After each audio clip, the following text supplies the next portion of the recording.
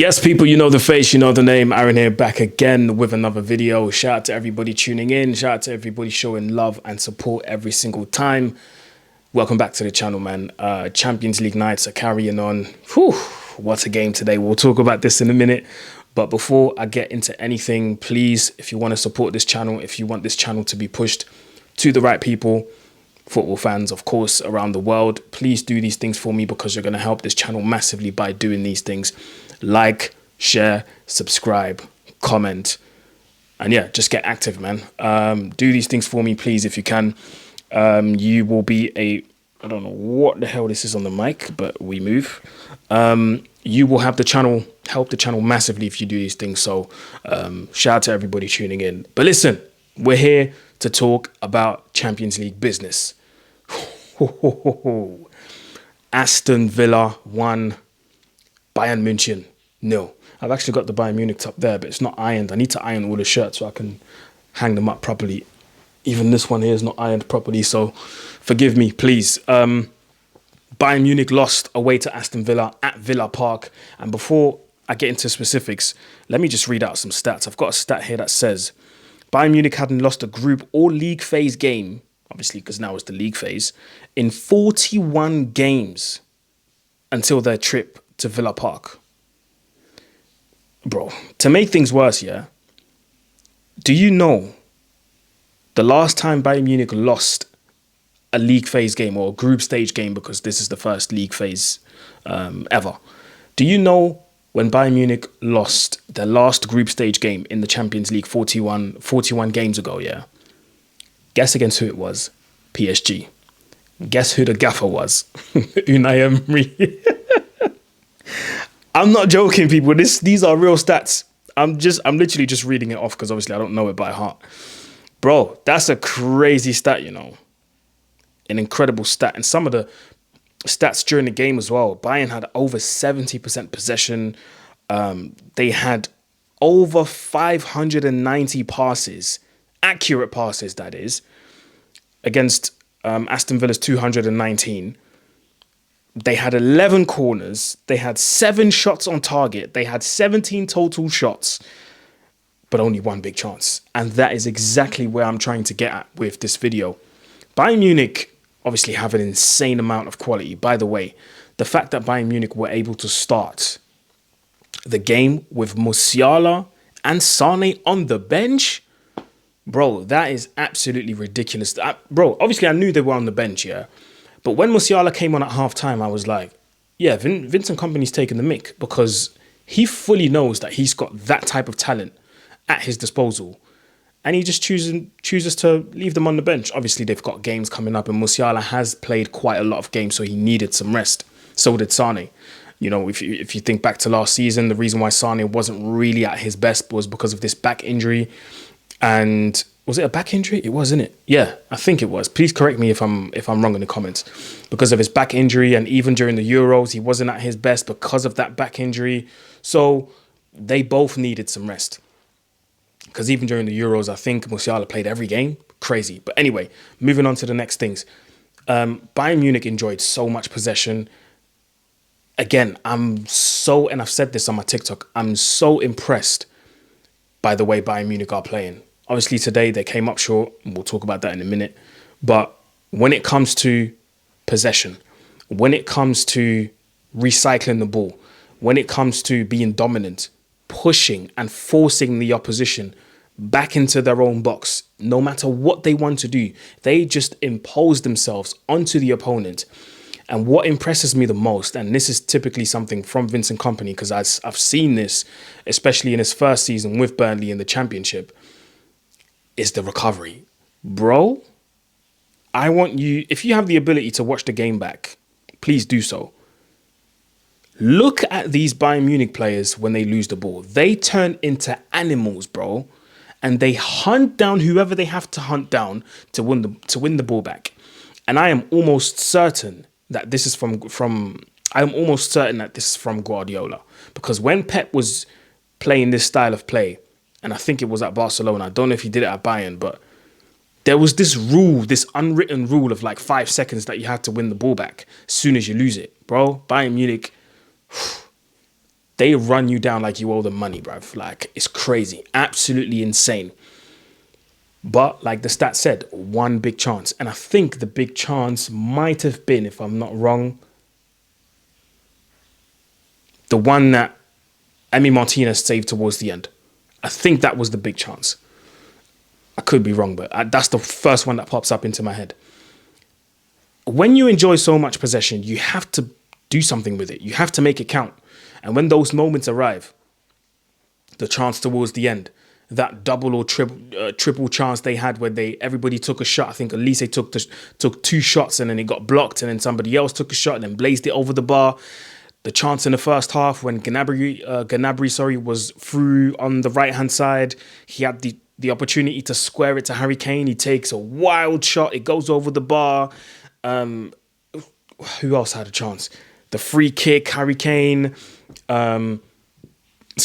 Various other chances they had where they had the opportunity to shoot, but they wanted to make that extra pass and the extra this and extra that. The Elise chance where it was a very good chance. Step over, boom, gets rid of Tielemans, tries to wrap it into the top corner. Of course, Emi Martinez makes a fantastic save. You have to make these moments count, because against a team like Aston Villa, where you know they're not going to have a lot of possession and they will sucker punch you the first opportunity they get, you have to make your moments count. And this is what Aston Villa did. They knew that they don't have like for like quality when it comes to, moving the ball around like Bayern Munich did, but they knew that whenever they get the opportunity and they can sucker punch Bayern Munich, they will do it. And they did it perfectly, fantastically. John Duran, man, this guy just can't stop scoring coming off the bench. And you kind of feel sorry for him, because you're like, do you start in the next game against Man United on Sunday? But then again, do you bench Ollie Watkins? Because he's such an important piece in the way Unai Emery wants to play and the way Aston Villa play. Do you bench him? Like, it would be wrong to bench someone like Ollie Watkins. But then again, you don't want to bench John Duran because he's doing so well. But that's not my problem. Thank God I don't have to think about that. Unai Emery does. But yeah, listen, it's a fantastic, fantastic goal. Manuel Neuer, he's been doing it his whole career, so I don't really feel sorry for him, if I'm honest. I don't feel sorry for Manuel Neuer for the way he conceded the goal, because he's doing this every single game. Like, he has that craziness in his head.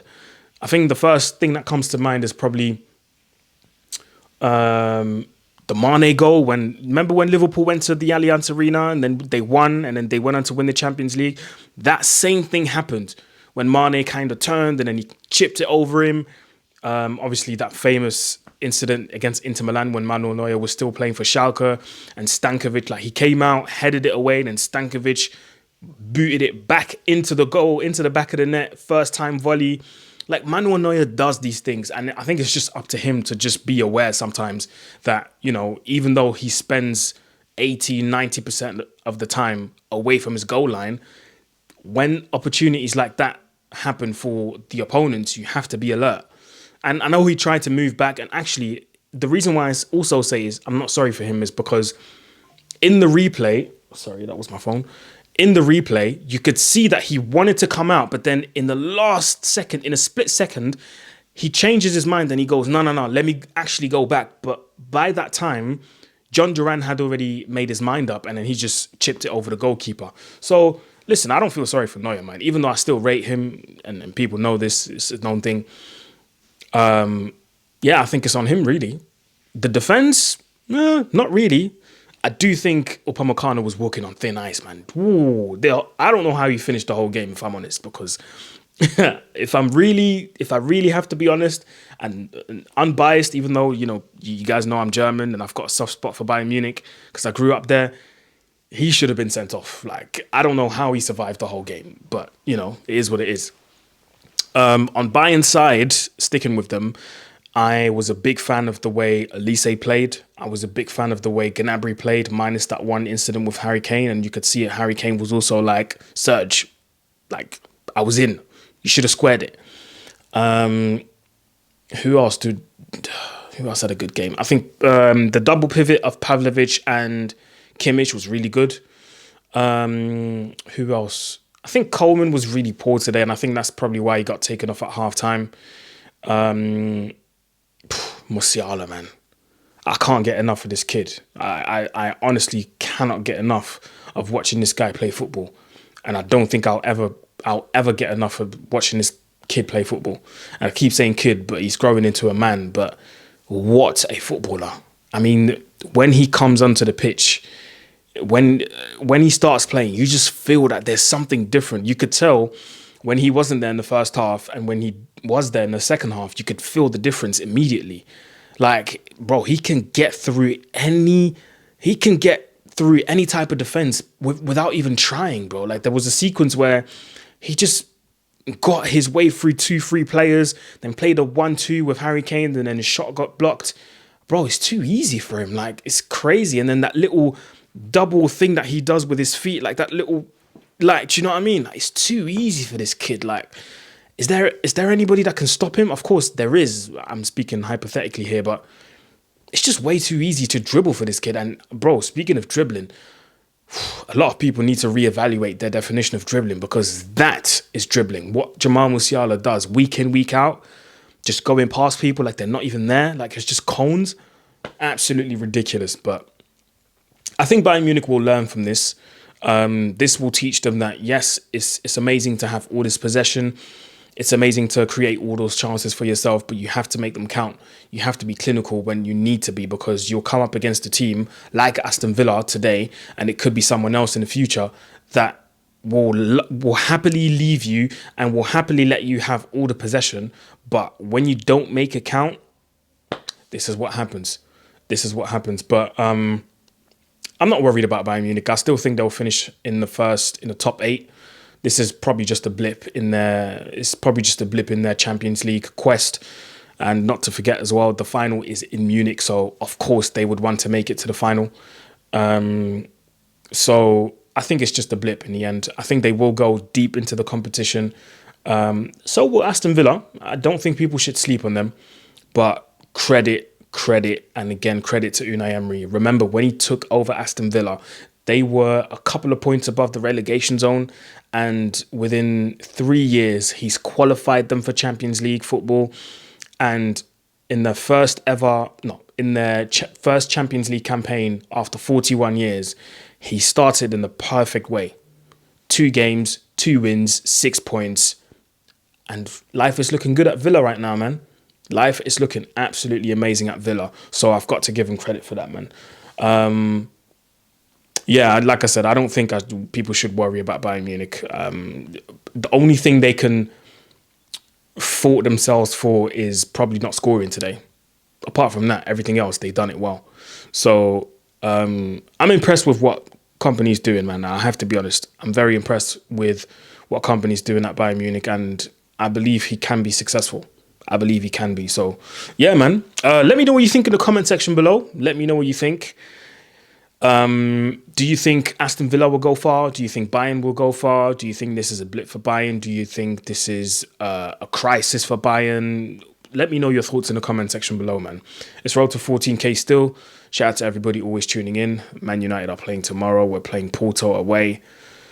Can't lie, I'm not really looking forward to that, but what do you want me to do? We have to watch it, innit? So yeah, man. Like, share, comment, subscribe. If you've made it to the end of this video, please go in the comment section and type in Duran, because his goal was fantastic today and he can't stop scoring. So if you made it to the end of this video, go in the comment section and type in Duran. Anyway, people, that was it from me. Make sure you like, share, comment, subscribe, and I'm out. Peace.